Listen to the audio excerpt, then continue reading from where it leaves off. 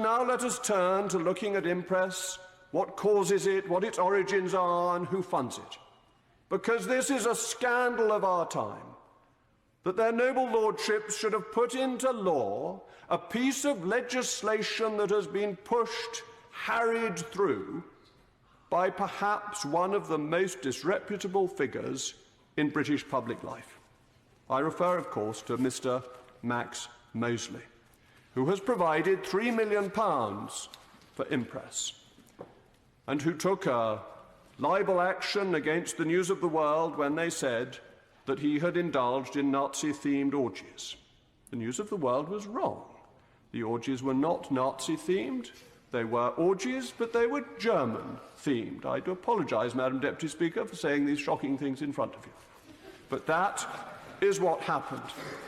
And the News of the World lost, and it was deemed that his privacy had been invaded. Before that, very few of us had heard of him, except that we knew vaguely he was involved in Formula One, and that we knew his father had been a member of Parliament, a Labour member of Parliament as it happened, and then set up the British Fascist Union. But we did not know that Mr. Mosley held views himself, or had, he claims in the past, held views himself that I think no reputable person could possibly hold.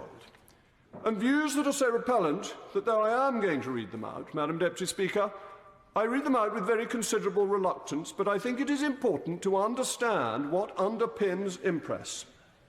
Because Mr. Mosley was the authoriser of a leaflet.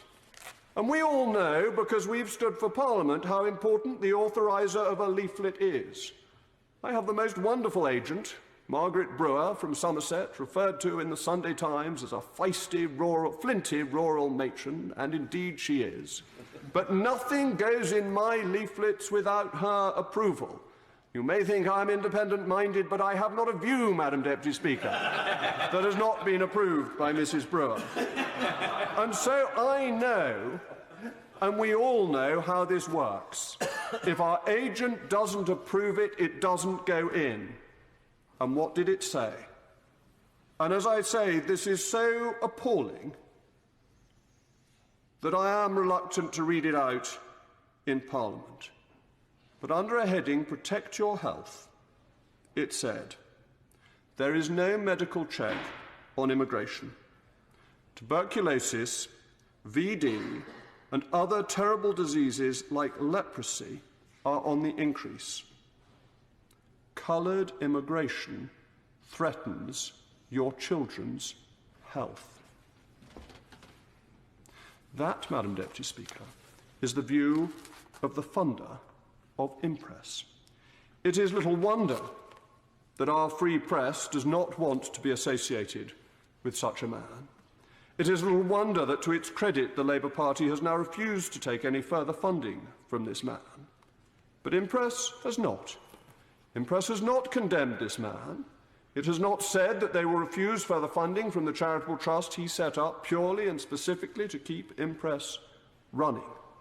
They have done nothing of this kind, and they have a reputation of their own. And there is a certain irony in this.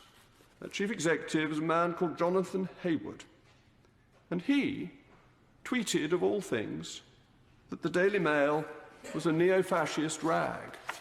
Well, dare I say that he might know a good deal more about neo-fascists than one had thought when that tweet was originally circulated. We will make America great again.